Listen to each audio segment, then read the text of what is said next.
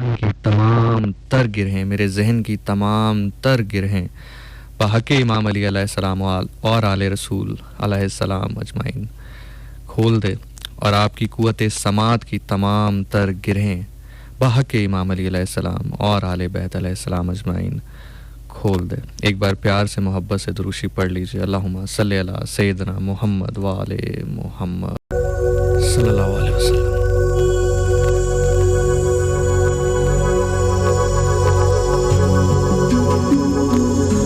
या अल्लाह बहक़ इमाम अली अलैहिस्सलाम मौला मौला मौला मौला या अल्लाह मौला मौला मेरे ज़हन की मेरी ज़ुबान की तमाम मौला मौला बिस्मिल्लाहिर्रहमानिर्रहीम। अल्लाहुम्मा सल्लि अला सय्यिदना मुहम्मद व आले मुहम्मद सल्लल्लाहु अलैहि वसल्लम। जनाब, आज हम जिस हस्ती के हवाले से ज़िक्र करने वाले हैं, गुफ्तगू करने वाले हैं, हर ज़माने में खुदा की अमानत किसी न किसी के सुपुर्द रही है, और खुदा की अमानत जो कि 1,24,000 पैगम्बरों के सुपुर्द रही, और फिर आखिर पैगम्बर आखिरी ज़मां अल्लाह के नबी हज़रत मोहम्मद मुस्तफ़ा सरकार दो आलम रहमतुल आलमीन रऊफ़ुर रहीम सल्लल्लाहु अलैहि वसल्लम के ज़िम्मे की गई। उसके बाद ज़ाहिर है हर वक्त में एक हादी, एक रहनुमा मौजूद रहा, मौजूद है। अब उस रहनुमा के, उस शख्सियत के, उस किरदार के मुख्तलिफ नाम हैं। ये एक ऐसा किरदार है, एक ऐसा करैक्टर है, एक ऐसा पहलू है जिस पे सब मुत्तफिक हैं। अगर अपनी अपनी सोच के मुताबिक या अपनी अपनी फ़िक्र के मुताबिक मुख्तलिफ चीज़ों पर कहीं पर छोटे मोटे इख्तलाफात हों भी, तो ये एक मौजू या ये एक शख्सियत ऐसी है जिस पे किसी का इख्तलाफ नहीं है। कोई ये नहीं कहता कि नहीं ऐसा नहीं होगा, या ये किरदार नहीं है, या ये शख्सियत नहीं है, या ये पर्सनैलिटी नहीं है। हर शख्स कहता है कि हाँ है, होगी, आनी है, क्योंकि ये पेशगोई रसूल है सल्लल्लाहु अलैहि वसल्लम। ये अहादीस रसूल सल्लल्लाहु अलैहि वसल्लम के रेफरेंस से हम तक पहुंचती है बात। हाँ, अब मुख्तलिफ स्कूल ऑफ थॉट्स के अपने अपने नज़रिए हैं। कोई कहता है कि इस तरह से आमद है, कोई कहता है कि इस तरह से आमद है, कोई कहता है कि अभी आमद होनी है, कोई कहता है कि आमद हो चुकी है। लेकिन कोई भी इस बात से, पहले तो ये समझ लीजिएगा कि कोई भी इस बात से मुनहरिफ नहीं होता कि इन्होंने नहीं आना, या इस तरह का कोई किरदार मौजूद नहीं है, उसका कोई रेफरेंस नहीं है। ये कोई नहीं कहता, ये कोई स्कूल ऑफ थॉट इसको नहीं कहता। जो ये कहता है ला इलाहा इल्लल्लाह मुहम्मदन रसूलुल्लाह, जो अपने आप को मुसलमान कहता है, वो इस बात से मुनहरफ कभी भी नहीं होता। हाँ, जैसे मैंने पहले भी कहा कि तरीके या सोच उनका डिफरेंस ऑफ ओपिनियन हो सकता है, लेकिन पर्सनैलिटी पर, बजाते खुद पर्सनैलिटी पर इख्तलाफ किसी को नहीं है। इस शख्सियत को, इस पर्सनैलिटी को हम इमाम मेहदी अलैहिस्सलाम के तौर पर जानते हैं, इमाम ज़माना अलैहिस्सलाम अल्लाहुम्मा सल्लि अला सय्यिदना मुहम्मद व आले मुहम्मद सल्लल्लाहु अलैहि वसल्लम इस नाम से जानते हैं, साहिबुज़ ज़मा के नाम से जानते हैं। और बचपन से हमें बताया भी जाता है, समझाया भी जाता है, और हमारे माइंड में एक जुल्म के अगेंस्ट जो एक मुनसफ़ है, उसकी जो एक शबी बनाई जाती है, वो इमाम मेहदी अलैहिस्सलाम की बनाई जाती है कि इमाम मेहदी अलैहिस्सलाम आएंगे। जब छोटे छोटे होते हैं तो हमें ये बताया जाता है, समझाया जाता है। बड़े बात करते हैं तो हम कहीं ना कहीं उसको माइंड में रख लेते हैं कि ये जुल्म हो रहा है, ये ज़्यादती हो रही है, या नाइंसाफ़ी हो रही है, बस वक्त करीब है, इमाम मेहदी अलैहिस्सलाम आने वाले हैं। अब मैं आपको साथ साथ रवायात जहाँ जहाँ पर आएंगी उनका रेफरेंस भी आपके सामने ज़रूर रखूँगा, ताकि जो एक ऑथेंटिसिटी है बात की वो कायम व दायम रहे। इससे पहले कि हम आगे बढ़ें, इमाम ज़माना या इमाम मेहदी अलैहिस्सलाम के हवाले से गुफ्तगू करें, उनका ज़हूर किस तरह होगा, फिर मामलात आगे कैसे बढ़ेंगे, वो कहाँ पर ज़हूर होगा, किस तरह से होगा, हदीस की रोशनी में, रेफरेंसेस की रोशनी में। से पहले कि हम इसकी जानिब बढ़ें, उनका शख्सी तारुफ मैं अगर आपसे करवाता चलूँ। शख्सी तारुफ से मुराद है कि अगर मैं थोड़ा सा पर्सनैलिटी आपको उनकी बताता चलूँ ताकि आपके जहन में एक कॉन्टेक्स्ट आपको समझ आए, और ये पर्सनैलिटी भी हमें रसूल खुदा सल्लल्लाहु अलैहि वसल्लम ने बयान फरमाई है। सनन अबू दाऊद की ये हदीस है जो मैं आपके सामने पेश कर रहा हूँ, सफ़ा नंबर 106-107, आप चाहें तो चेक कर सकते हैं, जिसमें रसूल खुदा फरमाते हैं कि तब तक क़यामत नहीं आएगी जब तक मेरे ही ख़ानदान से, जिसका नाम मेरे नाम के ऊपर होगा, जिसके बाप का नाम मेरे बाप के नाम के ऊपर होगा, जो कि मेरे ही ख़ानदान से होगा, मेरी बेटी की औलाद में से होगा, यानी कि औलाद फ़ातिमी होगा, तब तक क़यामत नहीं आएगी जब तक एक मेरे ही ख़ानदान से शख्स नमूदार नहीं होगा जो कि बुराई के ख़िलाफ़ खड़ा होगा, जो कि जुल्म ज़्यादती के ख़िलाफ़ खड़ा होगा, जब लोग मुकम्मल गुमराह हो चुके होंगे। फिर उनकी पर्सनैलिटी के बारे में बताते हैं कि उनका माथा चौड़ा होगा, यानी कि उनका जो चेहरा है वो कुशादा होगा, बड़ा चेहरा होगा, चौड़ा माथा उनका होगा, और रोशन आंखें होंगी। रसूल पाक फरमाते हैं कि उसकी आंखें रोशन होंगी, चौड़ा माथा होगा, ऊंची नाक होगी। ये एक शबी, ये एक कॉन्टेक्स्ट, ये एक पर्सनैलिटी कि करैक्टरिस्टिक्स हमें रसूल खुदा सल्लल्लाहु अलैहि वसल्लम फरमा रहे हैं। चौड़ा माथा होगा, रोशन आंखें होंगी, सुभान अल्लाह, ऊंची नाक होगी। अब हम आगे बढ़ते हैं। जो रेफरेंसेस हमारे पास पहुँचे हैं जय्यद उलमाए कराम की तरफ से रसूल पाक सल्लल्लाहु अलैहि वसल्लम की हदीस की रोशनी में, रेफरेंसेस की रोशनी में, तो जनाब पहले तो मैं वो आपको स्कूल ऑफ थॉट बता दूं, जो 2 स्कूल ऑफ थॉट हमारे यहाँ मानी जाती हैं, ठीक है। फिर हम आगे बढ़ते हैं कि वो रेफरेंसेस की रोशनी में कि कहाँ पर वो नमूदार होंगे, क्या होगा, कैसे होगा, क्योंकि उनके ज़हूर का जो तरीका है उसमें भी इख्तलाफ कोई नहीं है। मज़े की बात यह है, जो उनके ज़हूर का तरीका और जो बाकी सारे मामलात हैं उनमें भी जो स्कूल ऑफ थॉट्स हैं उनमें इख्तलाफ नहीं है। एक जगह पे स्कूल ऑफ थॉट पे इख्तलाफ है, वो क्या है वो मैं आपको बता देता हूँ। एक स्कूल ऑफ थॉट ये कहता है कि 11वें इमाम के बाद, यानी कि इमाम हसन अस्करी के बाद उनके बेटे की, यानी कि इमाम मेहदी अलैहिस्सलाम की विलादत हो चुकी और वो 5 साल की उम्र में पर्दापोशी में चले गए, और इस सारे दुरानिये में वो ज़ाहिरी तौर पर रूपोश हैं लेकिन ज़िंदा हैं, और फिर उनका एक अब अचानक ज़हूर होना है। जो एक दूसरा स्कूल ऑफ थॉट है वो कहता है कि अभी उन्होंने इस दुनिया में आना है। आप समझ रहे हैं मेरी बात को? इनके एक स्कूल ऑफ थॉट कहता है कि ऑलरेडी वो ज़हूर उनका हो चुका, 5 साल की उम्र में वो रूपोशी में चले गए, पर्दे में चले गए, हाजिर ज़ाहिरी तौर पर वो हमारे सामने नहीं है, पर्दापोश हैं, अल्लाह ने उनको पर्दे में रखा है, और वो अचानक ज़हूर फरमाएंगे जब अल्लाह का हुक्म होगा। दूसरा स्कूल ऑफ थॉट ये कहता है कि ऐसा नहीं है, उनका ज़हूर होना ज़रूर है लेकिन उनकी अभी पैदाइश होनी है, या अगर हो भी चुकी है तो इस तरह से नहीं है कि 5 साल की उम्र से वो पर्दापोशी में चले गए हों। अब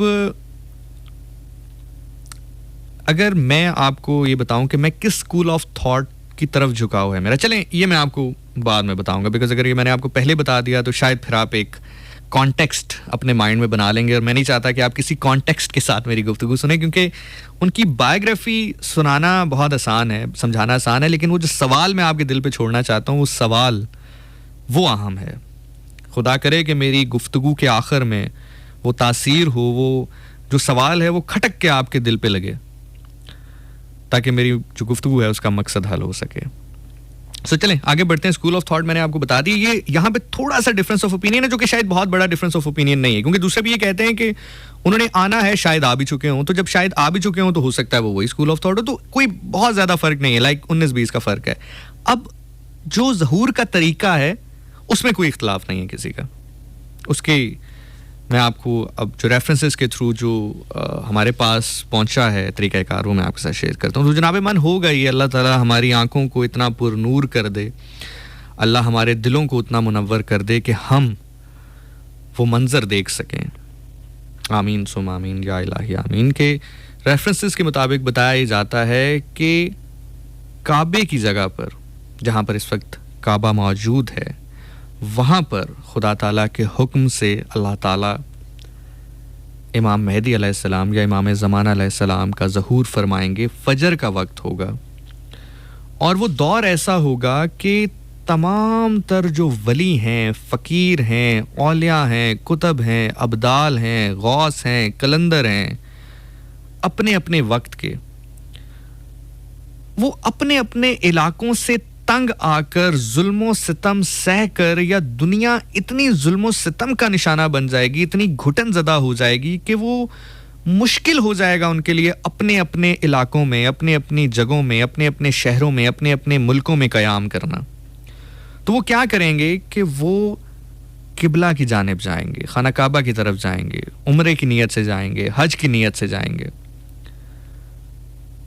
सारे कुतब, औलिया, अब्दाल, गौस, कलंदर, मलंग, फ़कीर, जितने नेक लोग हैं वो मक्का की तरफ जाएंगे, वो खाना काबा की तरफ जाएंगे, दिल बर्दाश्ता हो कि एक मकाम ऐसा आएगा, एक टाइम ऐसा आएगा, एक लम्हा ऐसा आएगा कि इंसान उम्मीद छोड़ देगा, ये सोचने में मजबूर हो जाएगा कि इस हद तक भी जुल्म हो सकता है, इस हद तक भी इंसान गिर सकता है, इस हद तक भी नाइंसाफी हो सकती है, इस हद तक भी मामलात खराब हो सकते हैं दुनिया में।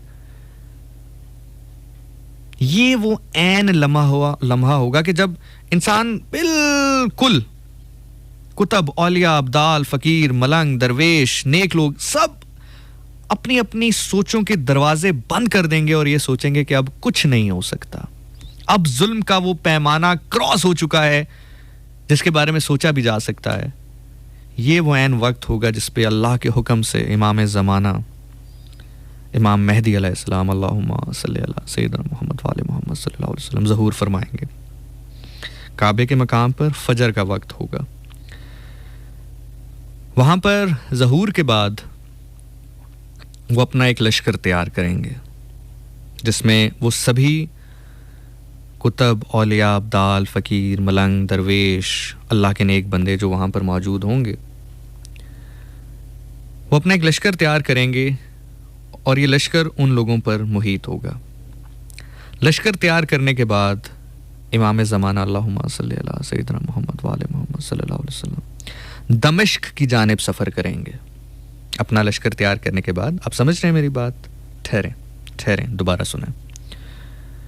काबे का मकाम है, फजर का वक्त है, औलिया कराम वहाँ पर दिल बर्दाश्ता होकर पहुँच चुके हैं। दुनिया ऐन उस नहज पे पहुँच चुकी है जहाँ पर अब इंसान ये सोच रहे हैं कि इससे बड़ा जुल्म, इससे बड़ी ज़्यादती, इससे बड़ी नाइंसाफ़ी, इससे बड़ी गुनाहगारी अब शायद दुनिया में ना हो, और शायद किसी भी लम्हे ये दुनिया गुनाहों के, नाइंसाफ़ी के, जुल्म के बोझ को बर्दाश्त ना कर सके और कोलैप्स कर जाए, फट जाए। ये ऐन वो वक्त होगा कि जब इमाम ज़माना का ज़हूर होगा। अपना लश्कर वो तैयार करेंगे। लश्कर तैयार करने के बाद दमिश्क की जानिब, शाम की तरफ वो सफ़र करेंगे। रास्ते में एक मकाम आएगा जहाँ पर एक लश्कर से उनकी लड़ाई होगी। वो लश्कर गरक हो जाएगा लड़े बिना ही। रास्ते में जब दमिश्क की जानिब इमाम ज़माना सफ़र करेंगे अपने लश्कर को लेके, तो एक लश्कर होगा जो उनसे लड़ना चाहेगा, जो उनके मुकाबिल आना चाहेगा, लेकिन बिना लड़े ही, बिना ही कोई बहुत ज़्यादा मुज़म्मत किए ही इमाम ज़माना अलैहिस्सलाम, इमाम मेहदी अलैहिस्सलाम, साहिबुज़्ज़मान, आप जो भी नाम लेना चाहें,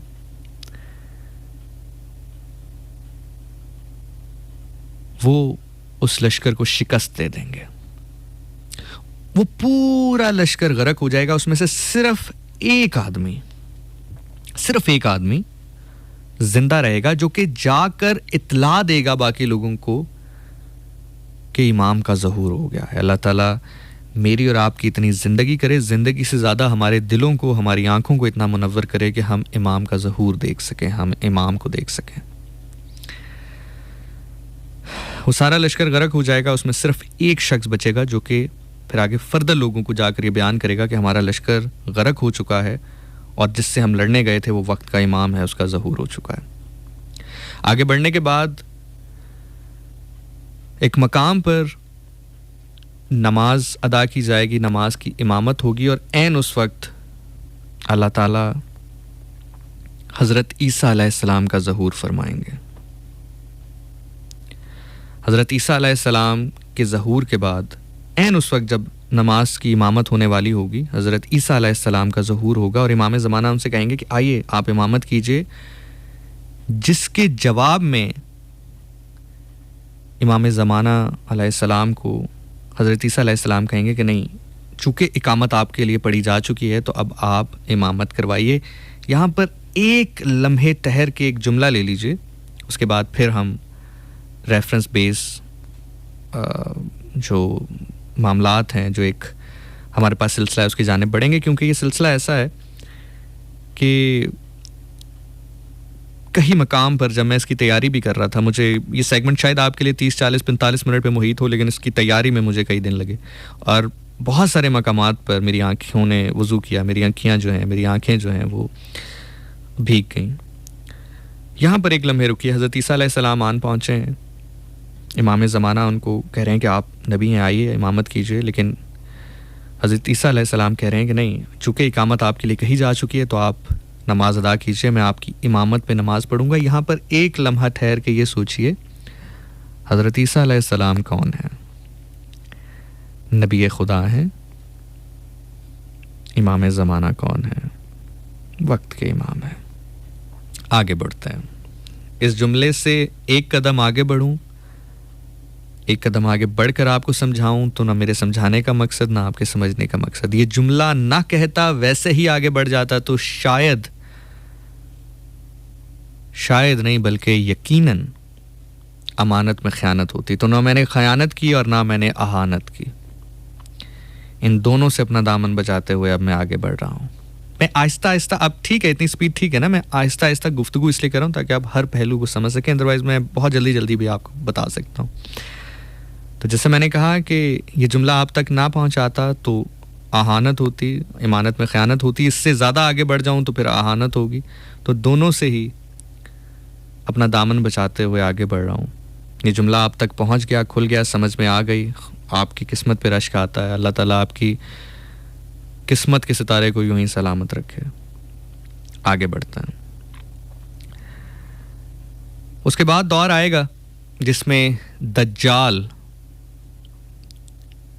इस दुनिया में जाहिर हो जाएगा, ऐलान हो जाएगा कि दज्जाल आन पहुंचा है। उसका तरीका वारदात ये होगा कि वो लोगों को लॉजिक के साथ कायल करेगा। अब वो तमाम तर लोग जो कि मुझे इस वक्त सुन रहे हैं और लॉजिक के साथ ज़िंदगी गुजारते हैं, लॉजिक से मुराद ये होती है कि आप मुझे बताएं 2 + 2 4 है, 4 है, 4 + 5 9 है, मतलब लॉजिक बताएं मुझे, दिखाएं मुझे। सो वो क्या करेगा, वो ऐन यही काम करेगा जो आप चाहते हैं कि वो आपको दिखाएगा। मतलब वो आपके सामने बंदे को खड़ा करेगा, वो कहेगा देखो मैं इसको मारने लगा हूँ, आपके सामने मारेगा, उसको जिंदा कर देगा। वो कहेगा देखो मुझे खुदा मानो, कहो कि मैं खुदा हूं, देखो मैं बंदे को मार रहा हूं, बंदे को जिंदा कर रहा हूं। आप देख रहे होंगे, अगर अब आप लॉजिक के अगर कायल हैं, समझ रहे हैं मेरी बात, मैं फिर रिपीट कर रहा हूं आपके सामने, वो यही करेगा। और ये तो खैर ये मामला तो आपने पहले भी बहुत बार पढ़ रखा होगा ना, कि वो लोगों को मारेगा और जिंदा करेगा। जो कमज़ोर ईमान वाले लोग हैं वो उसके ऊपर ईमान ले आएंगे। लॉजिक से कायल करने से मुराद ये है कि वो आपके सामने, मिसाल दे रहा हूँ, कि वो आपके सामने एक शख्स को खड़ा करेगा, तलवार से उसका सर कलम करेगा, वो शख्स मर जाएगा और उसको दोबारा वो जिंदा कर देगा। तो कहेगा देखो मैंने तुम्हारे सामने इस शख्स को मारा है और दोबारा जिंदा किया है, तो मुझे खुदा मानो। तो जिनका ईमान कमज़ोर होगा, या यूं कह लीजिए आम अल्फाज में कि जो सिर्फ लॉजिक्स के ऊपर यकीन रखते होंगे, वो उसके शिकार में शायद बहुत आसानी से आ जाए।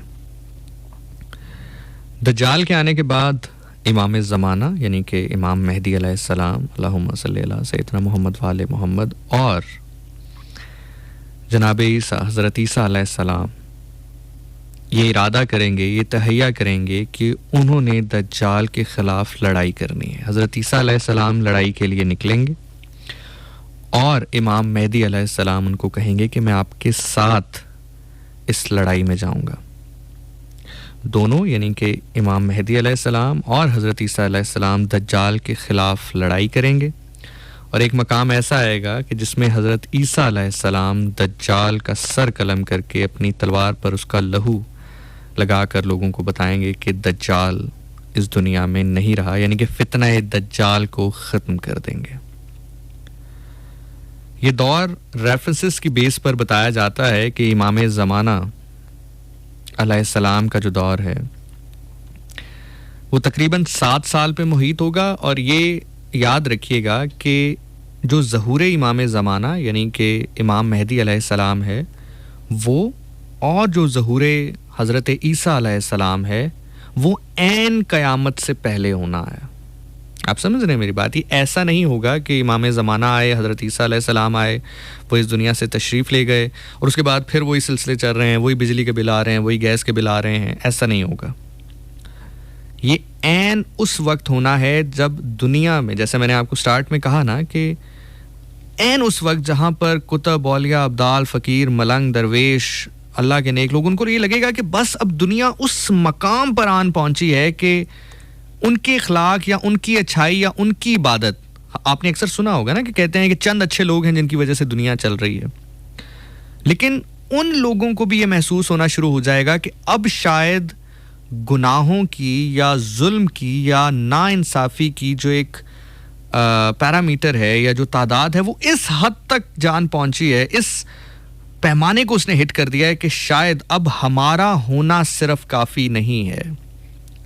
तो वो खौफ खुदा से किबला की जानिब जाएंगे जहाँ पर इमाम ज़माना का ज़हूर होगा और वहाँ से लश्कर तैयार करेंगे, दमिश्क की जानिब जाएंगे जहाँ पर रास्ते में लड़ाई होगी। मैं क्विकली अब जो मैंने पहले बयान किया क्विकली आपके सामने दोबारा रख रहा हूँ कि अगर किसी से रह गया हो, काबे में इमाम ज़माना का ज़हूर होगा, फजर की नमाज का वक्त होगा, औलिया उनके लश्कर में शामिल होंगे, दमिश्क की जानिब वो जाएंगे, रास्ते में एक जगह लड़ाई होगी, पूरा लश्कर दुश्मन का गरक हो जाएगा, एक शख्स सिर्फ उसमें बचेगा जो बाकी लोगों को जाकर ये ख़बर देगा। नमाज का वक्त होगा, हज़रत ईसा अलैहिस्सलाम का ज़हूर होगा, इमाम ज़माना के साथ वो मिलकर नमाज पढ़ेंगे, दज्जाल दुनिया में ज़ाहिर होगा और फिर हज़रत ईसा अलैहिस्सलाम और इमाम ज़माना मिलकर दज्जाल का जो फितना है उसका मुकाबला करेंगे और उसको शिकस्त देंगे। और इमाम ज़माना का जो ये दौर है वो तकरीबन 7 साल पे मुहीत होगा। और उससे आगे जो हज़रत ईसा अलैहिस्सलाम का दौर बताया जाता है वो कमोबेश 40 साल का दौरानिया बताया जाता है। यानी कि आप यूँ कह लीजिए कि इमाम ज़माना और हज़रत ईसा अलैहिस्सलाम का जो टोटल दौरानिया 40, 47, 50 साल से कम होगा, 40 साल से ज़्यादा और 50 साल से कम होगा। तो आप यूँ कह लीजिए कि ये सारा मामला होने के बाद या उनका ज़हूर होने के बाद जो क़यामत है ये तो सिर्फ़ और सिर्फ अल्लाह की ज़ात को पता है, ये किसी को नहीं पता है। ये चीज़ भी याद रखिएगा, अल्लाह ताला ने बारहा ये फरमाया है कि सिर्फ मैं जानता हूँ कि क़यामत कब आनी है। तो ये तो बार कैफ अल्लाह को पता है, लेकिन जो रेफरेंसेस हमारे पास हैं उसके मुताबिक ये दुरानिया कोई बहुत ज़्यादा नहीं होगा। जैसे मैंने आपसे कहा ना कि ऐसा नहीं होगा कि इमाम ज़माना का ज़हूर हुआ, हज़रत ईसा का ज़हूर हुआ, उसके बाद ज़िंदगी नॉर्मल में आ गई, ऐसे नहीं होगा। वो फिर आखिरी लम्हात होंगे, फिर वो दुनिया ख़त्म होने की जानिब हम जा रहे होंगे, बिल्कुल आखिरी लम्हात होंगे। तो ये तो इमाम ज़माना अलैहिस्सलाम का एक ब्रीफ सा इंट्रोडक्शन। खैर मैं इसके ऊपर बात करता जाऊँ, लड़ाई कहाँ कहाँ होगी, कैसे होगी, यहाँ पर एक और भी किरदार हैं, लेकिन मैं चूँकि अगर उन किरदार की बात करूँगा तो फिर बात मुझे उनकी जानिब ले जानी पड़ेगी। इमाम ज़माना के जो सालार हैं, जो उनकी फ़ौज के सालार होंगे, वो कौन होंगे, वो भी एक शख्सियत हैं। अब मैं आपको बताऊंगा, फिर उसके ऊपर ज़ाहिर है एक क्वेश्चनिंग होगी कि वो कैसे होगा। तो फिर मैंने आपसे जैसे पहले भी कहा क्योंकि मुद्दा आज हमारा, मौजू आज हमारा इमाम ज़माना अलैहिस्सलाम है, इमाम मेहदी अलैहिस्सलाम है। तो खैर वो मैं आपको ज़रूर बताऊंगा, लेकिन मैं एक इशारा करके आगे बढ़ रहा हूँ, और इशारा ये है कि वो सलार ऐसा होगा जिसको बीबी फातिमा ज़हरा सलाम अलैहा उन्होंने दुआओं में मांगा था। इशारा हो गया, आगे बढ़ते हैं। तो ये तो उनका ब्रीफ सा इंट्रोडक्शन है, उनके ज़हूर से लेकर आखिरी दुनिया के जो आखिरी लम्हात हैं उस तक मैंने आपको एक ब्रीफ सी हिस्ट्री, एक क्विक गो थ्रू दे दिया कि जब उनका ज़हूर काबे में होगा, उनके ज़हूर से लेकर फिर दरमियान में उनका हज़रत ईसा अलैहिस्सलाम से मिलने से लेके दज्जाल के आने तक, और दज्जाल को शिकस्त देने के बाद इस दुनिया के आखिरी दिन, आखिरी लम्हात तक का मैंने आपको एक छोटा सा ब्रीफ दे दिया। उनकी पर्सनैलिटी के बारे में आपको बता दिया कि चौड़ा माथा होगा, कुशादा चेहरा होगा, रोशन आंखें होंगी, ऊंची नाक होगी। अब सवाल यहां पर यह पैदा होता है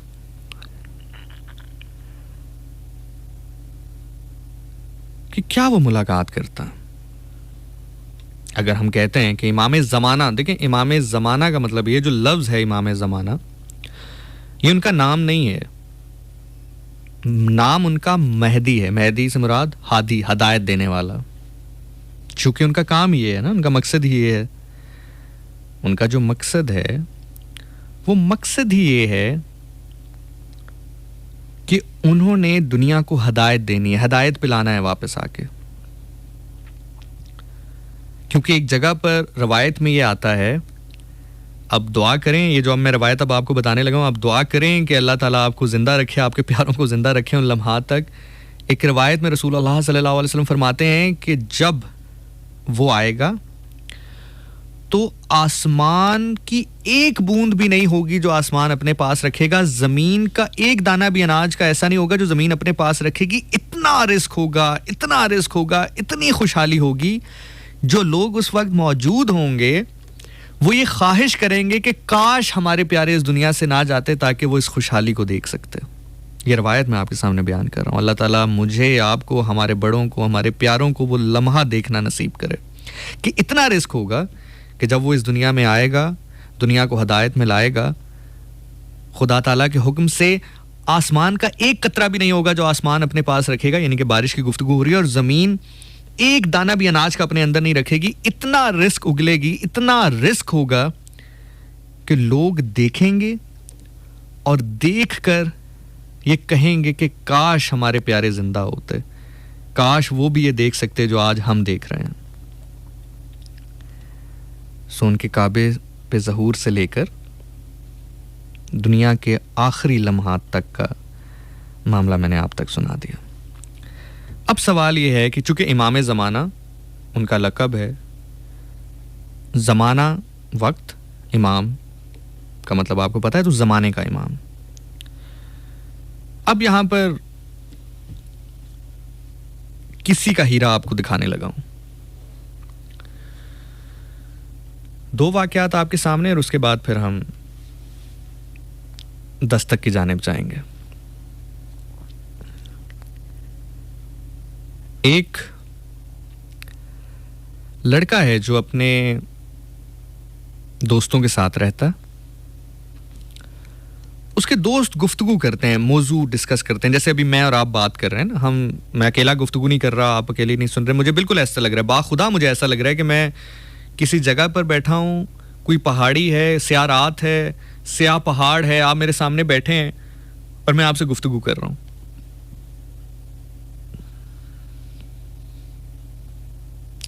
स्याह पहाड़ और स्याह रात से मुझे याद आया, पाक है वो ज़ात अल्लाह की जो स्याह रात में, स्याह पहाड़ पर, स्याह चींटी की दिल की भी धड़कन सुन लेती है।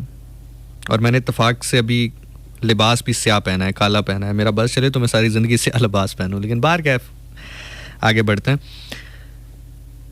एक लड़का है जो अपने दोस्तों के साथ रहता है, हॉस्टलाइड है, रूम में रहता है, कमरे में रहता है। उसके दोस्त एक मौजू डिस्कस करते हैं।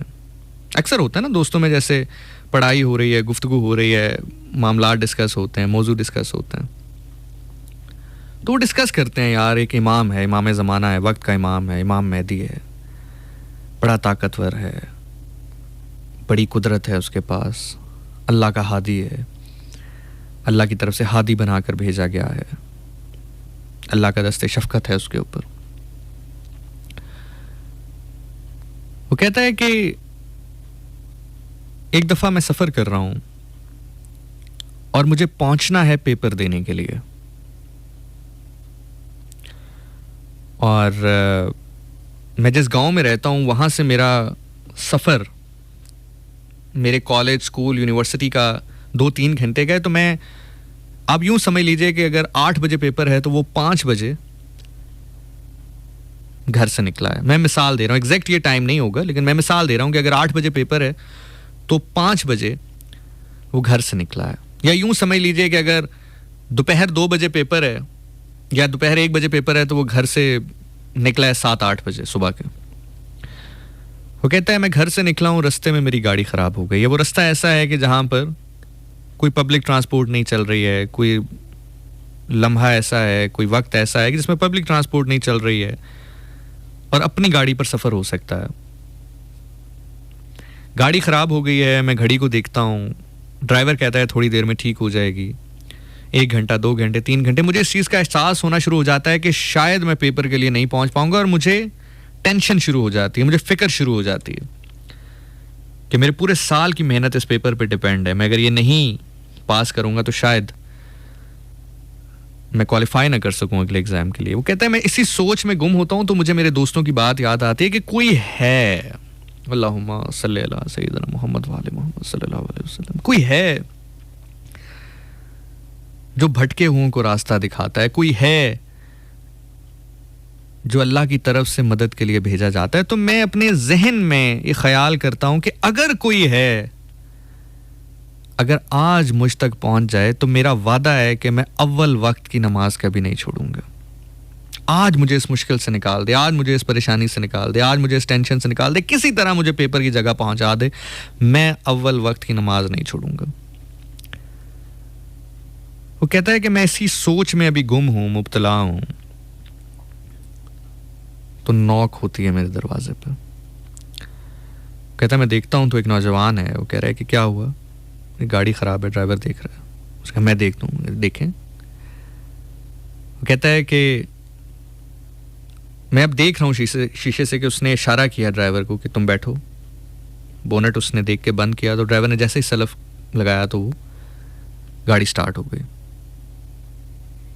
कहता है जैसे ही गाड़ी स्टार्ट हुई तो जैसे ही ड्राइवर निकलने लगा तो मैंने उसे कहा कि रुको, इस नौजवान से थोड़ा शुक्रिया इसका अदा कर लो। तो ड्राइवर ने कहा कि कौन सा नौजवान? खैर देर हो रही थी, अपने मकाम की जानिब चले। जिस जगह पर पेपर था वहां पर पहुंचने के बाद आप यूं समझ लीजिए कि पेपर का भी टाइम है, यानी कि अगर 1 बजे पेपर शुरू होना है तो अभी 1:30 बज रहे हैं, तो इतना टाइम है कि अगर गुजारिश की जा सके तो पेपर दिया जा सकता है। वो कहते हैं मैं जैसे ही एन पेपर देने के लिए वहां पर पहुंचा कि गुजारिश करूं कि थोड़ा लेट हो गया हूं, गाड़ी खराब हो गई थी, तो वहां से अजान हो गई। एकदम मेरे ज़हन में मेरा वादा गूंजा कि मैंने वादा किया था कि अगर आज मेरी मुश्किल हल हो जाए तो मैं अव्वल वक्त में नमाज पढ़ूंगा। उसने कहा मेरे दिल और दिमाग के दरमियान जंग चल रही है। दिल कह रहा है कि नहीं, जिससे वादा किया है वो बड़ा शरीफ है, जिससे वादा किया है उसे वादा नहीं तोड़ना चाहिए। दिमाग कह रहा है कि पेपर दे दे, फिर बाकी बातें बाद में करते हैं। कहता है मेरे ज़मीर और दिमाग के दरमियान जंग चल रही है, कशमकश है, और बिल आखिर मेरा जो दिल है वो जीत जाता है। मैंने अपने आप को ये तसल्ली दी कि अगर ना पहुंच पाता तो भी तो पेपर मिस हो ही गया था, तो चलो बस फिर अब नमाज तो पढ़ता हूँ। कहता है नमाज पढ़ने चला गया, मुतमईन हो गया, नमाज पढ़ी। नमाज पढ़ने के बाद कहता है निकल रहा हूँ, अचानक ख्याल आया कि चलो टीचर के पास जाता हूँ कि शायद थोड़ा देर है, अभी आधा पौना घंटा है, कुछ पेपर इतना कर लूँ कि चलो और कुछ नहीं, अगर बहुत अच्छे नंबर, कोई शाइनिंग नंबर से ना भी पास हो सकूं तो चलो कम से कम इतना लिख लूं, कोई 3-4 सवाल के जवाब दे दूं कि कम से कम पासिंग मार्क्स आ जाएं, कि चलो कम से कम सप्ली ना आए, कंपार्ट ना आए। तो कहता है इस सोच के साथ अब मैं इस कश्मकश में जा रहा हूँ। कमरा इम्तिहान में दाखिल हुआ तो टीचर से मैंने कहा कि थोड़ा सा परेशानी हो गई थी, थोड़ा सा मसला हो गया था, गाड़ी खराब हो गई थी, पहुंच नहीं पाया। अभी कुछ लम्हात हैं, आधा पौना घंटा है, अगर आप कहें तो, अगर आप इजाज़त दें तो आप मुझे पेपर दीजिए, जितना मैं अभी आधे पौने घंटे में कर सकता हूँ मैं कर लेता हूँ। तो टीचर ने कहा कि एक दफ़ा पेपर देख कर तो दोबारा नहीं ना वापस लेते। वो कहता है कि मैं उनका चेहरा देख रहा हूँ कि आप क्या बात कर रहे हैं। तो उसने कहा कि आप एक दफ़ा पेपर देकर वापस जा चुके हैं तो पहले सोच के वापस करते, अगर आप वापस करते तो अब तो मैं वापस नहीं ना आपको दे सकता, हो सकता है बाहर जाके जवाब देखा है। उसने कहा नहीं जनाब, मैं आपको शायद थोड़ा सा गलत फहमी हो रही है, आपको भुलेखा हो रहा होगा, ऐसा नहीं, मैं तो आया ही नहीं, मैं तो पहुंचा ही नहीं। उन्होंने कहा ये कैसे हो सकता है, ये देखो तुम्हारा पेपर। वो कहता है मैंने पेपर देखा तो एग्जैक्ट मेरी हैंड राइटिंग है। खैर, बात यहाँ पे ख़त्म करते हैं, आगे बढ़ते हैं। तारीख में एक शख्स गुजरा, अली इब्ने मज़ाहिर। अब ये वाक़या गौर से सुनिएगा, ये गौर से सुनिएगा। शायद इस वाक़ये में वो दस्तक मौजूद है जो मैं आपके दिल पे या अपने दिल पे, आप भी छोड़ें, आप बड़े लोग हैं, अच्छे लोग हैं, मैं बिल्कुल ही गुमान नहीं करना चाहता। हर इंसान अपना कितारसिस खुद करे, हर इंसान अपना कितारसिस खुद करे। मैं अपना कितारसिस खुद कर रहा हूँ, आप अपना कितारसिस खुद कीजिएगा। इस वाक़ये में अगर वो दस्तक आपके नसीब की, चले मैं यूं कहता हूं, अगर वो दस्तक आपके नसीब की हुई तो आपके दिल पे पड़ जाएगी। इससे पहले कि मैं ये वाक़या अब आपके सामने रखूं, अपने नसीब के लिए, अपनी किस्मत के लिए, अपनी दस्तक के लिए सलावत भेजिए। अल्लाहुम्मा सल्ली अला सय्यिदना मुहम्मद व आले मुहम्मद सल्लल्लाहु अलैहि वसल्लम। अली इब्ने मज़ाहिर एक शख्स है तारीख में, वो हर साल हज पे जाता है, इसलिए कि उसका ईमान है कि इमाम ज़माना है, वक्त के इमाम है, तो ज़ाहिर है हज पे, हज की नीयत से वहाँ पर मौजूद होंगे। तो क्या पता, कहीं ना कहीं अब मैं कहाँ और ढूंढूं जाके उनको। मतलब मैं आपको एक मिसाल देता हूँ, एग्जाम्पल दे रहा हूँ कि अब एक ग्रास रूट लेवल की एग्जाम्पल दे रहा हूँ, ठीक है। अब ग्रास रूट लेवल की एग्जाम्पल ये है कि बाबर आजम है। अब मुझे नहीं पता वो इस्लामाबाद में अगर हैं तो इस्लामाबाद में कहाँ पाए जाएंगे, मतलब मैं कहाँ जाऊँ, जहाँ जिस होटल में वो रह रहे हैं उस होटल में तलाश करूँ, किस कमरे में। अब होटल में 200 कमरे हैं, 200 कमरों में से किस कमरे में वो ठहरे हुए हैं, या मार्केट घूम रहे होंगे, तो अब इस्लामाबाद की कौन सी मार्केट है जिधर वो इस वक्त घूम रहे होंगे, मुझे नहीं पता ना। लेकिन इतना मुझे पता है कि वो इस्लामाबाद में है। आप समझ रहे हैं मेरी बात? मतलब इतना मुझे पता है कि वो इस्लामाबाद में मौजूद है, लेकिन मुझे ये नहीं पता कि अब इस्लामाबाद में वो एग्जैक्ट कहाँ है। लेकिन जिस दिन मैच है मैं सीधा स्टेडियम चला जाऊंगा, मुझे पता है और कहीं हो ना हो, मार्केट में मिले ना मिले, होटल में मिले ना मिले, कहीं और मिले ना मिले, मैच पे तो आएंगे ना, स्टेडियम में तो मुझे वो जरूर नजर आ जाएगा। आप समझ रहे हैं मेरी बात? एग्जाम्पल इससे ज्यादा आसान मैं मिसाल नहीं दे सकता था। तो मैं स्टेडियम पहुंच जाऊंगा कि चलो यहाँ तो आएंगे ही आएंगे, तो वो इस नियत के साथ कि और मैं कहाँ जाके तलाश करूँ उनको, चलो हज पर यहाँ पर मौजूद होंगे ही ना, मैं कोशिश करूंगा, ढूंढूंगा, दुआ करूंगा कि मेरी आंखें उनको देख सकें, उनका ज़हूर मुझ पर वाज़िया हो सके। अली इब्ने मज़ाहिर वो कहता है कि मैं हर साल जाता हूँ, 1 साल गया, 2 साल, 3 साल, 4 साल, 5, 6, 7, 8 साल, जैसे जाता था वैसे ही वापस आ जाता था, जैसे जाता था वैसे ही वापस आ जाता था। ना कभी कोई निशानी मिली, ना कभी कोई एहसास हुआ, ना कभी कोई इशारा मिला कि तुम जिसके लिए, जिस नीयत से यहाँ पर आ रहे हो, ये मैं हूं या वो हैं। कोई इशारा, कोई नीयत, कुछ नहीं। वो कहता है कि एक बार मैं हज पर मौजूद हूं तो मुझ पर ये राज वाज़िया हुआ कि जाओ, जिसका इंतजार है तुम्हें, जिसके इंतजार में आते हो वो सामने है, जाओ मिलो उससे। वो कहता है कि मैं धीमे धीमे कदमों से एक शख्स की जाने बढ़ा और मुझे ऐसा लगा कि मैं ज़मा और मकान से जुदा हो गया हूं। अब यहां पर मैं एक लम्हे के लिए अपनी बात को रोकता हूं, क्योंकि यहां पर वो तमाम तर लोग जो कि लॉजिक्स पर यकीन रखते हैं, उनके जहन पे बहुत सारे सवाल जाग रहे होंगे और हर सवाल का जवाब देना लाजिम इसलिए है कि भागा तब जाए जब जवाब ना हो।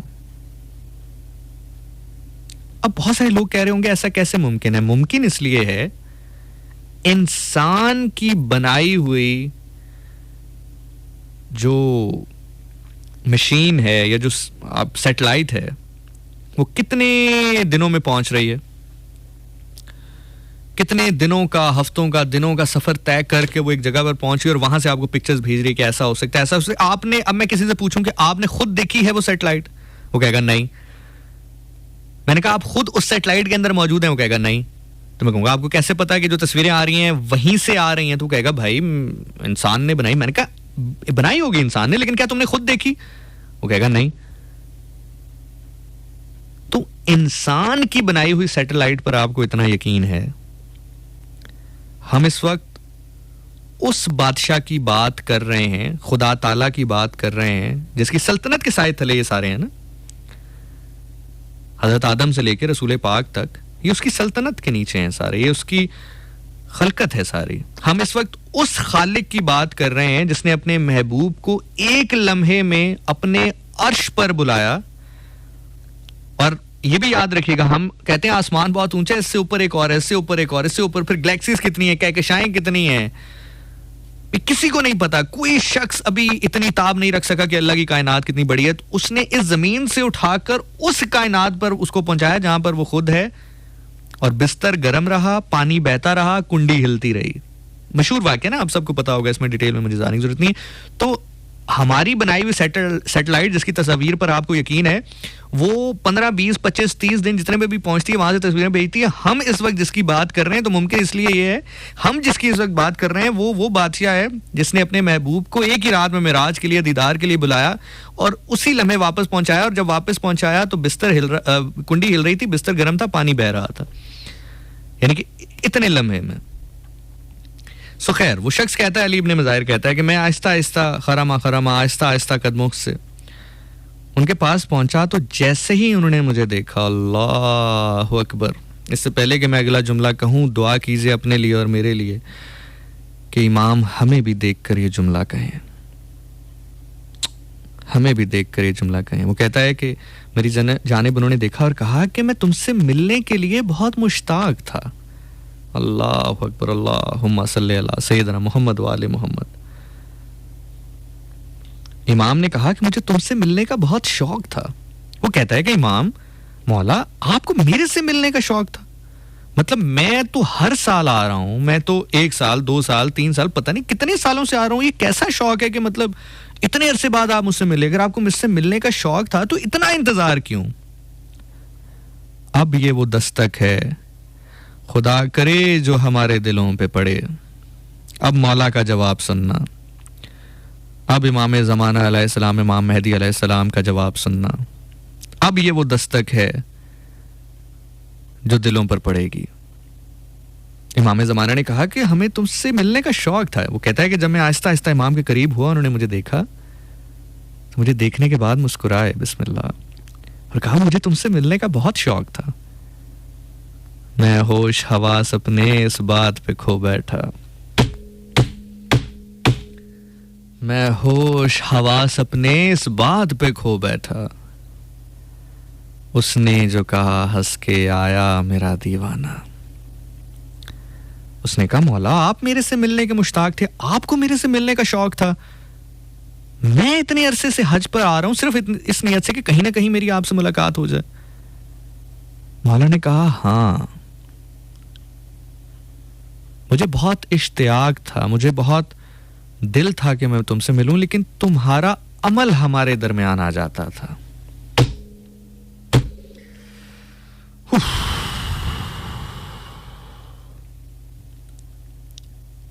मगर तुम्हारा अमल हमारे दरमियान आ जाता था। यह हमें पता है कि तुम्हें हमसे बहुत मोहब्बत है, मेरे बहुत दीवाने हो तुम, मेरे जद के बड़े दीवाने हो तुम, लेकिन जिसकी खलकत हम है उसका हुक्म तुम कहीं ना कहीं तोड़ देते थे, उसका हुक्म तुम कहीं ना कहीं तोड़ देते थे। तो तुम्हारा अमल हमारे दरमियान आ जाता था।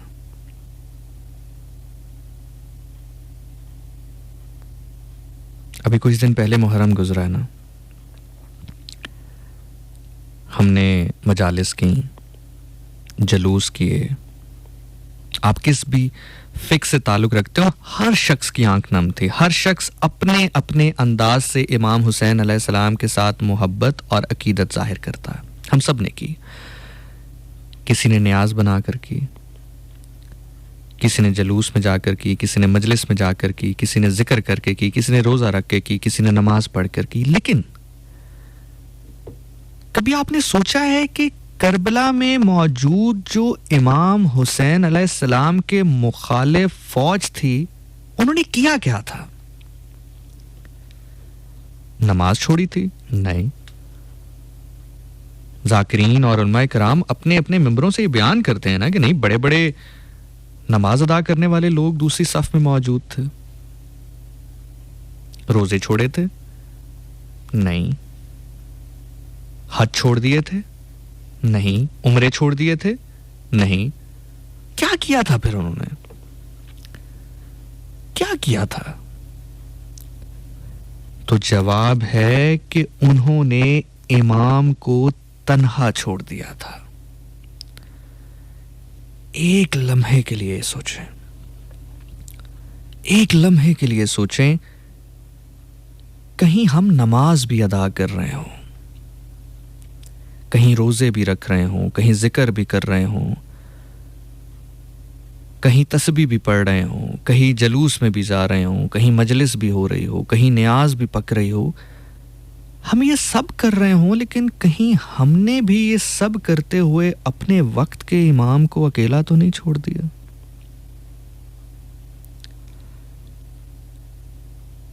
एक लम्हे सोचिए इसके ऊपर। जो मजलिस हमें इमाम तक न लेके जाए वो किसी मकसद की नहीं है। जो नियाज, जो इबादत हमें इमाम तक न लेके जाए वो किसी मकसद के लिए नहीं है। और इमाम तक ले जाने से मुराद ये है कि हर वो अमल, वो हुक्म जो खुदा ताला का है।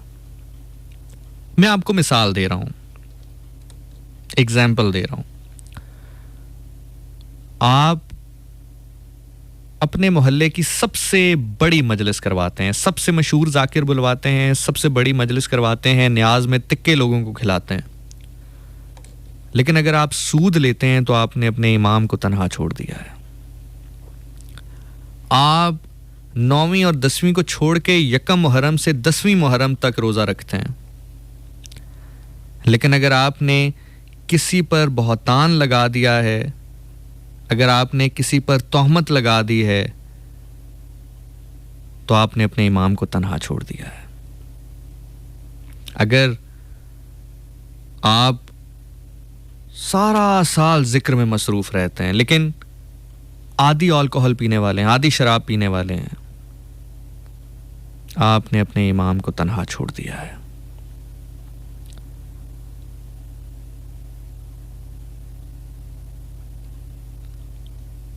अपने आप को ढूंढिए। आप इमाम को ढूंढने की बात करते हैं, पहले अपने आप से ये सवाल करें कि आपने अपने आप को ढूंढा है? जिस किरदार के साथ आप इमाम को ढूंढना चाहते हैं वो किरदार है आपके पास? अगर आपको लगे, और ये खुशखबरी भी है एक आपके लिए, मेरा मकसद कतन आपको डराना या आपको बेजार करना नहीं है। अल्लाह ताला आप सबकी किस्मत में, आप सबकी आंखों पे वो नूर दाखिल करे, दिलों को वो नूर दे। मेरी दिल से दुआ है आप सभी लोगों को कि आप इमाम ज़माना का ज़हूर देख सकें, उनकी आवाज़ सुन सकें, उनका चेहरा देख सकें। आमीन सुमा आमीन या इलाही आमीन। एक खुशखबरी भी है आपके लिए। खुशखबरी ये है, आपको पता है ये सब कुछ किस लिए है? ये करबला किस लिए? ये 1,24,000 पैगंबर किस लिए? ये इमाम अली अलैहिस्सलाम किस लिए? ये इमाम मेहदी किस लिए? आपके लिए, आपके खालिक की तरफ से, आपके मालिक की तरफ से, आपके अल्लाह की तरफ से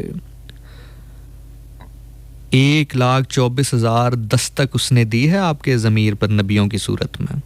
आले बैत को तो आप एक लम्हे के लिए छोड़ ही दीजिए ना। जो दस्तक इमाम हुसैन अलैहिस्सलाम के थ्रू उन्होंने आपके दिल में दिलवाई उसको भी छोड़ दीजिए। आप बाकी 12 इमामों को भी छोड़ दीजिए, बाकी असहाबा किराम को भी छोड़ दीजिए, कुतब औलिया अब्दाल फ़कीर मलंग दरवेश सबको छोड़ दीजिए। 1,24,000 जो दस्तक उसने दिलवाई है नबियों की सूरत में आपके दिलों के लिए, आपकी रूहों के लिए, वो सिर्फ इसलिए क्या है, मेरे बंदे मैं तेरे से प्यार करता हूं, मैं तेरे से प्यार करता हूं।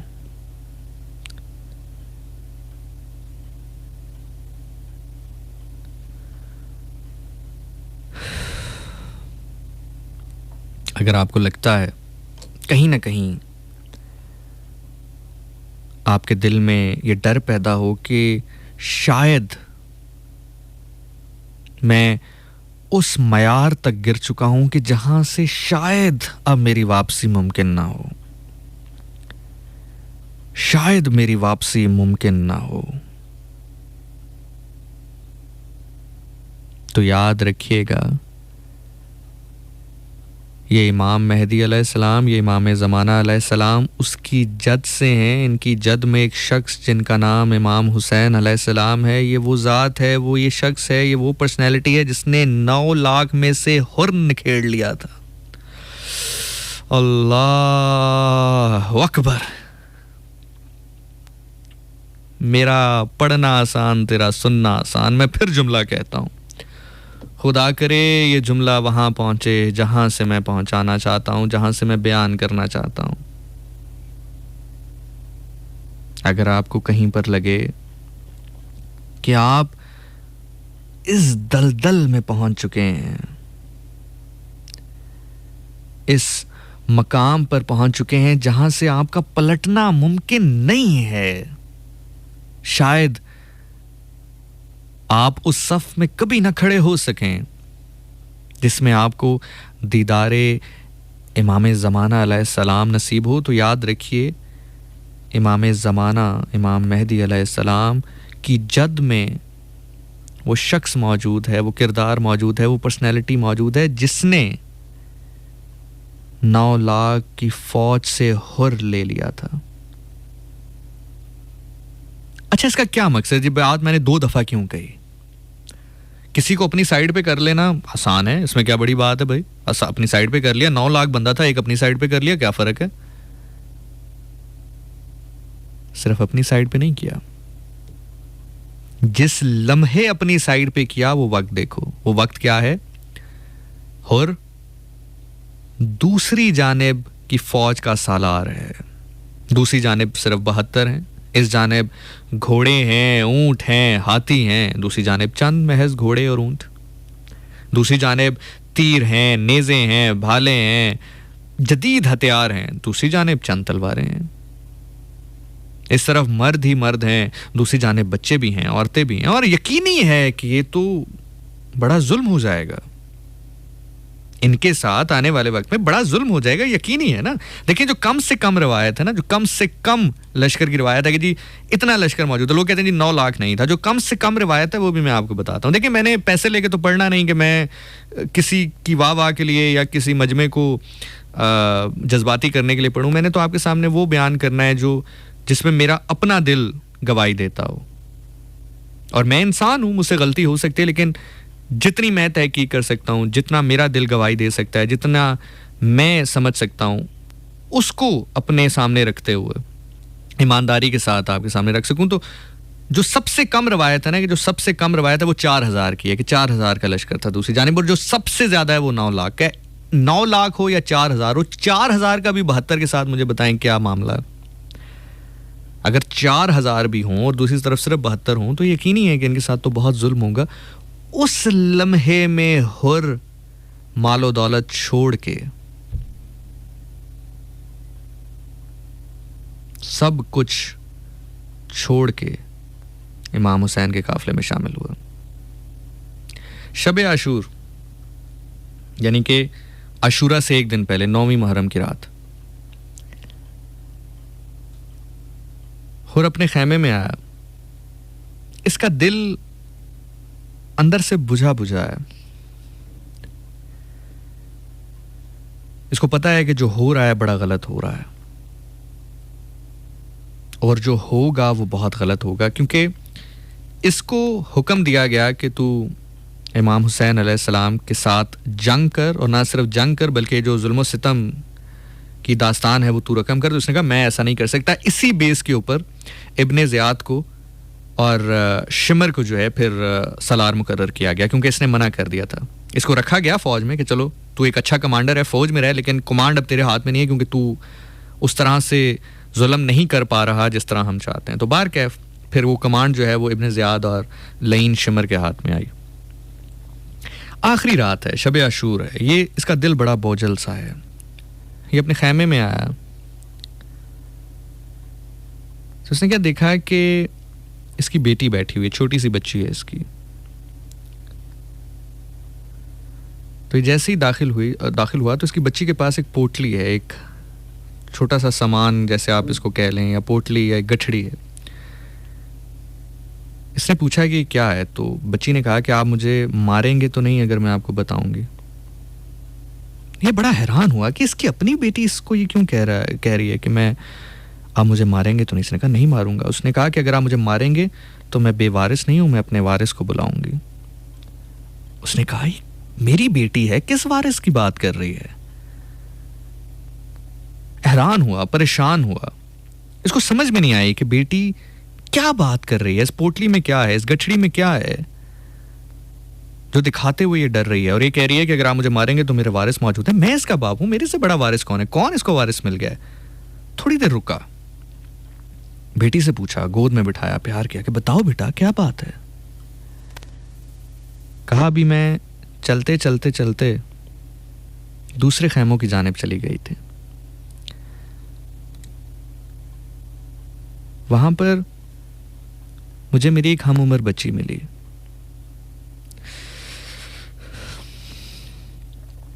उसने मेरा हाथ पकड़ा और कहा आओ मैं तो अपने खैमे में लेके जाती हूँ, मैं तुम्हें अपने लोगों से मिलवाती हूँ। कहती है मुझे वो एक खैमे में लेके गई, वहां पे एक छोटा सा बच्चा था, वो अपना मुंह खोलता था बंद करता था, खोलता था बंद करता था प्यास से। उसने कहा बाबा, फिर वो मुझे एक और खैमे में लेकर गई। उसने कहा ये मेरा भाई अली अकबर है, हम इसको पर्दा करवाते थे क्योंकि ये शबीए रसूल से मिलता है, ये रसूल अल्लाह का हम शक्ल था। उसने कहा बाबा, फिर वो मुझे खैमे में लेके गई जहां पर एक औरत थी, क्या शानो शौकत थी उनकी। उन्होंने मुझे पास बिठाया, प्यार किया,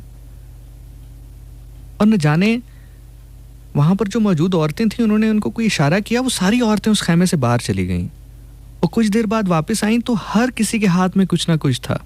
किसी के हाथ में सोने की अंगूठी थी, किसी के हाथ में सोने के कांटे थे। हर वो चीज़ जो उनके पास थी वो थोड़ी थोड़ी उन्होंने इकट्ठी की, इस गठड़ी में डाली जो ये मेरे पास है, और उन्होंने मुझे दी और कहा बेटा जब कोई मेहमान आता है, हमें पता है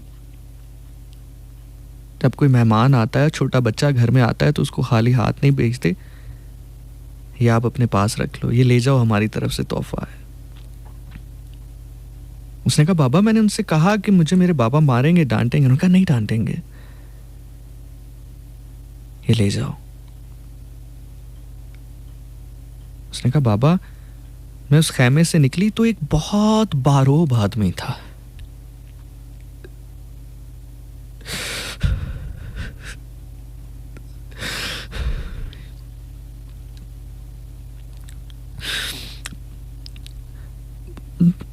बहुत बारोब आदमी था।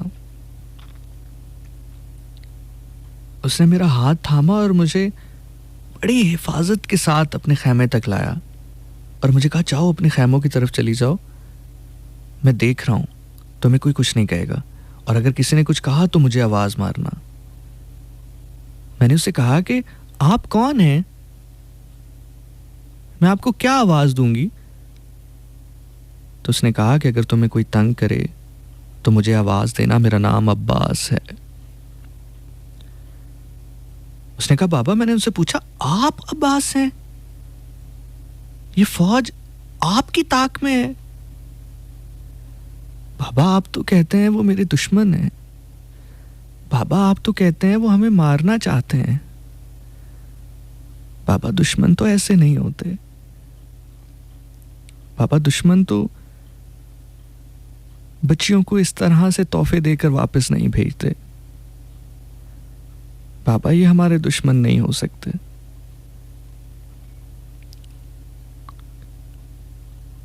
हुसैन वो बादशाह है,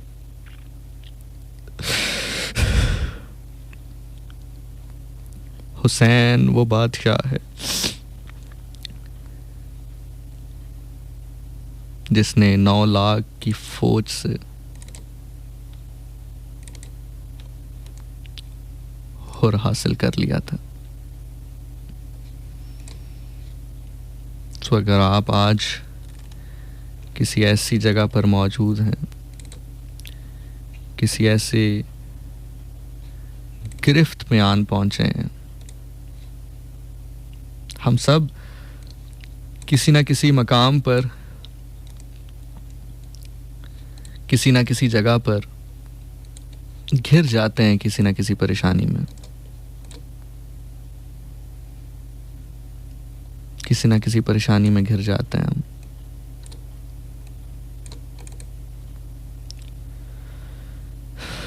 आज आप सूद का शिकार हैं, शराब का शिकार हैं, किसी और बदकारी का शिकार हैं, इस दलदल में फंसे हैं। आपको लगता है कि आप उस मकाम पे जा चुके हैं जहां से वापस आना मुमकिन नहीं। मैं तीसरी बार आपके सामने ये बात कर रहा हूं कि सरदार का नाम हुसैन है। इसने 9 लाख की फौज में से हुसैन ने हुर्न खेड़ लिया था। फना की आखिरी सफ से उठाकर बका की पहली सफ पे लाके खड़ा किया था। जन्नत की जमानत सबसे पहले हुर लेकर गया इमाम हुसैन अलैहिस्सलाम से।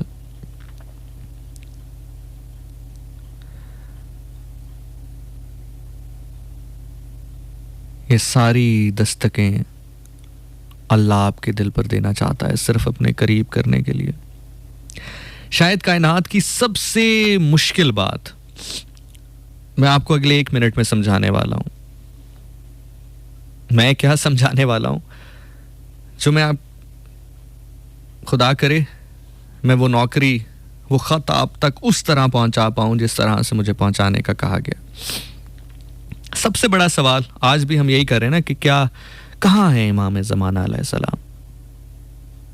इससे बड़ा सवाल है अल्लाह कहां है।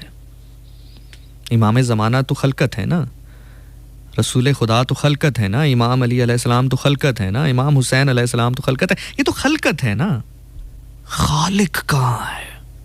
इससे बड़ा तो सवाल कोई नहीं हो सकता। इससे आगे तो आप कहीं नहीं जाएंगे ना, खुदा से आगे तो आप कहीं नहीं जाएंगे।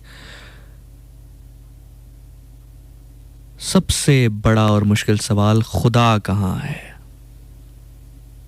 मैं इसका जवाब देने लगा हूं।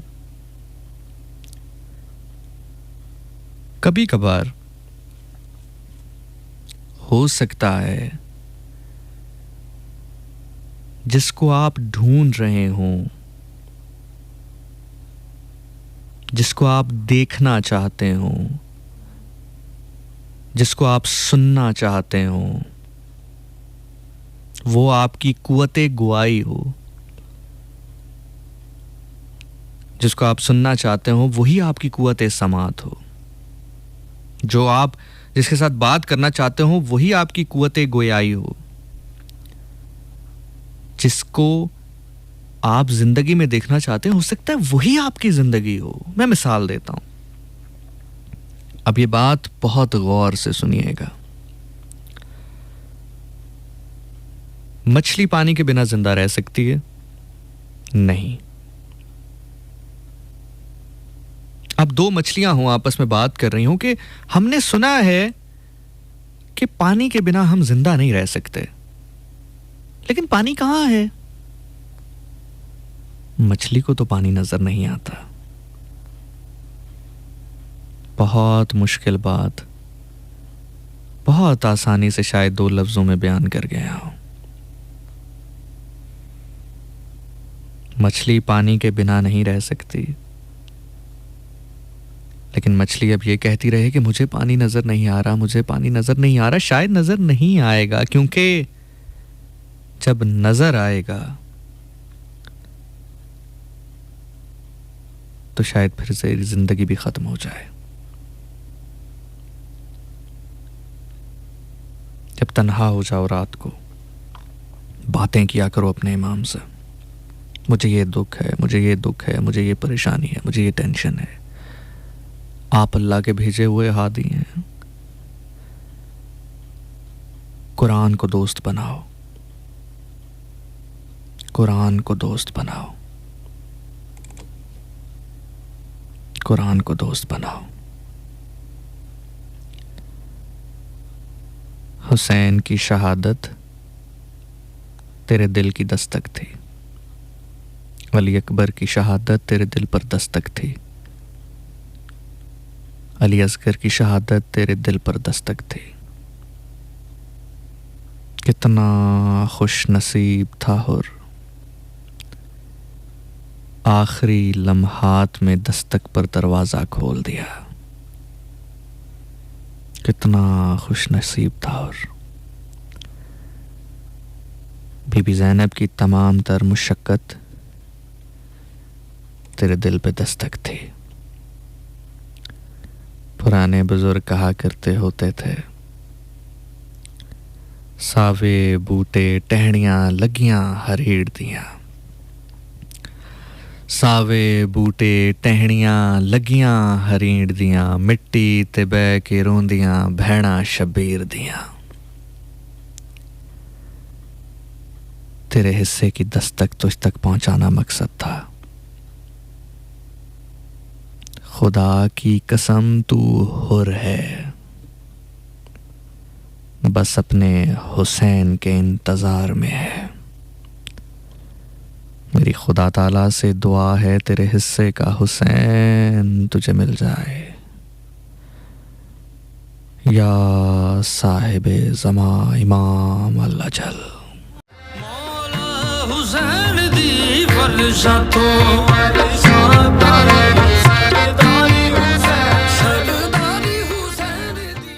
लीजिए जनाब, अब चंद लम्हात हम वक्फ कर रहे हैं दीवानगी की जानिब। मैं इस कलाम को शुरू करने से पहले सिर्फ इतना कहूँगा कि मेरा इख्तियार नहीं होगा अब आने वाली चंद सातों पे, चंद घड़ियों पे, तो पेश की माजरत कर रहा हूँ आप सब।